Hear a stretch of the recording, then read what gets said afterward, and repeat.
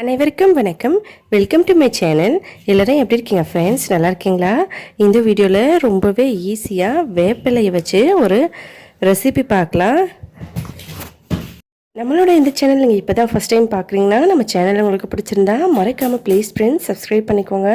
அதோட பக்கத்தில் இருக்க பெல் பட்டனையும் ப்ரெஸ் பண்ணிக்கோங்க. இதனால் நம்மளோட எல்லா வீடியோஸையும் நீங்கள் மிஸ் பண்ணாமல் உடனே பார்க்கலாம். இங்கே வந்து பார்த்திங்கன்னா வேப்பிலையில் அந்த மேலே வந்து கொழுந்து இலை மாதிரி இருக்கும் பாருங்கள். அந்த இலையை இந்த மாதிரி கொஞ்சமாக உடச்சி எடுத்துக்கலாம்.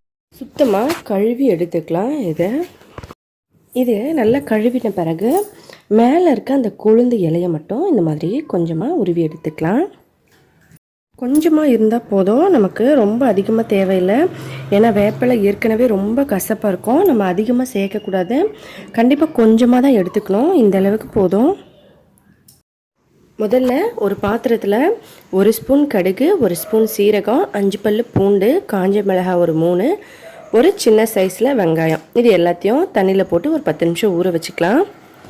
இதை ஊற வச்சு ஆச்சு. இப்போ வந்து இதை மிக்சியில் போட்டு நல்ல ஃபைன் பேஸ்ட்டாக அரைச்சி எடுத்து வச்சுக்கலாம். ஒரு கடாயை அடுப்பு மேலே வச்சுக்கலாம். அதில் கொஞ்சமாக எண்ணெய் ஊற்றிக்கலாம். அதில் நம்ம க்ளீன் பண்ணி வச்சுருக்க வேப்ப இலையை சேர்த்துக்கலாம். சேர்த்துட்டு இதை நல்லா வறுத்துக்கலாம். இது வந்து எப்படி இருக்கும்னு பார்த்தீங்கன்னா, நம்ம கருவேப்பிலை எண்ணெயில் போட்டால் எப்படி மொறுமொறுன்னு வருமோ அந்த மாதிரி வரும். அதே போல் இது நல்லா மொறுமொறுன்னு வர வரைக்கும் நம்ம இதை நல்லா வறுத்துக்கலாம்.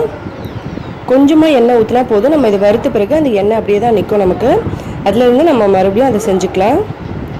இப்போ இது இப்படியே கொஞ்சம் இருக்கட்டும். ஸ்லோவான ஃப்ளேம்லேயே வச்சு நம்ம இதை வறுத்துக்கலாம். இது நல்லா மொறுமொறுப்பாக ஆகிட்டோம். பாருங்கள், இந்த மாதிரி நல்ல மொறுமொறுப்பாக ஆகிடுச்சு. இப்போ இதை எடுத்துடலாம். இந்த இலையை மட்டும் நம்ம எடுத்து ஒரு தட்டில் தனியாக வச்சுக்கலாம். முதல்ல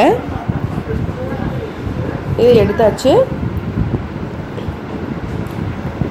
ஒரு தட்டில் வச்சுக்கலாம். அதுக்கப்புறம் அதே எண்ணெயில் நம்ம ஏற்கனவே அரைச்சி வச்சுருக்க இந்த பேஸ்ட்டு, கடுகு, சீரகம், வெங்காயம், பூண்டு, மிளகாயெல்லாம் அரைச்சோம் இல்லைங்களா, அந்த பேஸ்ட்டு சேர்த்துக்கலாம். இதை இதில் சேர்த்து நல்லா இந்த மாதிரி கலந்துடலாம். கலந்து ஒரு 2 நிமிஷம் பச்சை வாசனை போகிற வரைக்கும் நம்ம அப்படியே இதை வதங்க விடலாம். இது நல்லா வதங்கின பிறகு இதில் நம்ம இன்னொரு பொருள் சேர்க்கணும். இது என்னென்னு பார்த்தீங்கன்னா, உருளைக்கிழங்கு. ஒரு 5 உருளைக்கிழங்கு நல்லா வேக வச்சு தோல் உரித்து இங்கே மசிச்சு வச்சுருக்கேன்.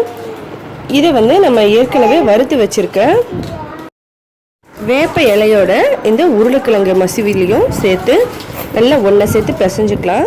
இந்த வேப்ப இலை பார்த்திங்கன்னா நல்ல மொறுமொறுன்னு இருந்ததுனால நம்ம கையில் இந்த மாதிரி மசிச்சுக்கலாம். இப்படி இந்த மாதிரி நல்லா தூளாக மசிச்சுட்டு அதுக்கப்புறமா இதில் நம்ம உருளைக்கிழங்க சேர்த்துக்கலாம். இந்த மாதிரி சேர்த்துட்டு எல்லாத்தையும் ஒன்றா சேர்த்து நல்லா பிசைஞ்சுக்கலாம்.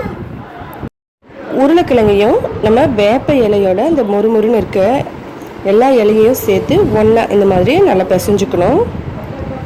உருளைக்கிழங்கு வந்து நம்ம அதிகமாக எடுத்துருக்கோம். வேப்ப இலை பார்த்திங்கன்னா மிஞ்சி போனால் ஒரு 1/4 கைப்பிடி அளவுக்கு தான் இருக்கும். ரொம்ப கொஞ்சமான அளவில் தான் நம்ம வேப்ப இலை எடுக்கணும். உருளைக்கிழங்கு வந்து அதிகமாக இருக்கணும். அப்போ தான் நமக்கு கசப்பு வந்து கொஞ்சம் கம்மியாக இருக்கும். இல்லைனா ரொம்ப கசப்பாக இருக்கும். இப்போ இந்த பேஸ்ட் வந்து ஒரு 2 நிமிஷம் நல்லா எண்ணெயில் வதங்கி பச்சை வாசனையெல்லாம் போயிடுச்சு. இது இப்போ கரெக்டாக இருக்குது. இதில் நம்ம ஏற்கனவே மசிச்சு வச்சுருக்க உருளைக்கிழங்கு வேப்பிலையோட அந்த இது எல்லாத்தையும் ஒன்றா சேர்த்து இந்த மாதிரி நல்லா கலந்துக்கலாம். நல்லா கலந்து ஒரு 2 நிமிஷம் நம்ம அப்படியே வேக வைக்கணும். கொஞ்சமாக உப்பு சேர்த்துக்கலாம்.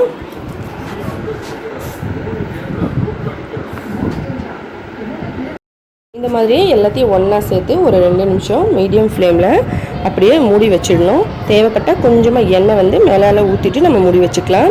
இப்போ எவ்வளோ சூப்பராக ரெடி ஆகிடுச்சு பாருங்கள். அவ்வளோதான் ஃப்ரெண்ட்ஸ், இது சூப்பராக ரெடி ஆகிடுச்சு. இதை அப்படியே சாப்பிடலாம். ரொம்ப டேஸ்டியாக இருக்கும். இதை 1 வயசுலேருந்து எல்லா குழந்தைங்களுக்குமே கொடுக்கலாம். நோய் எதிர்ப்பு சக்திகள் அதிகரிக்கும். அதோட வயிற்றில் பூச்சிகள் எல்லாம் இருந்தால் அழிஞ்சிடும். நீங்கள் வாரத்தில் 1 நாள் இல்லைனா 2 வாரத்தில் 1 நாள் செஞ்சாலும் போதும். ரொம்பவே டேஸ்டியாக இருக்கும். இதை வந்து நீங்கள் உருளைக்கிழங்கோட இந்த வேப்பிலையோட பேஸ்ட்டு, கடுகு சீரகம் நம்ம அரைச்சி சேர்த்த பேஸ்ட்டு சேர்க்காம கூட வெறும் நம்ம கடுகு சீரகம் தாளிச்சம் பண்ணிவிட்டு வெங்காயத்தோட அதுக்கப்புறமா இந்த பேஸ்ட் போட்டு கூட இதே மாதிரி பண்ணிவிட்டு சாப்பிட்டுக்கலாம். அவ்வளோதான் ஃப்ரெண்ட்ஸ். ரொம்பவே ஹெல்த்தியான வேப்பிலை உருளைக்கிழங்கு ரெசிபி நமக்கு ரெடி ஆகிடுச்சு. கண்டிப்பாக ட்ரை பண்ணி பார்த்துட்டு எப்படி இருந்ததுன்னு சொல்லி மறக்காமல் கமெண்ட்ஸில் சொல்லுங்கள். ஏதாவது டவுட்னா கமெண்ட் பண்ணுங்கள். இந்த வீடியோ பிடிச்சிருந்தா லைக் பண்ணுங்கள், ஷேர் பண்ணுங்கள். மறக்காமல் நம்ம சேனலை சப்ஸ்கிரைப் பண்ணிக்கோங்க. நம்ம சேனல் பிடிச்சிருந்தா ஹெல்த்தியான சமையலாக வீட்லேயே சமைச்சு சாப்பிட்டு ஹெல்த்தியாகவும் சந்தோஷமாகவும் இருங்க. நன்றி, வணக்கம்.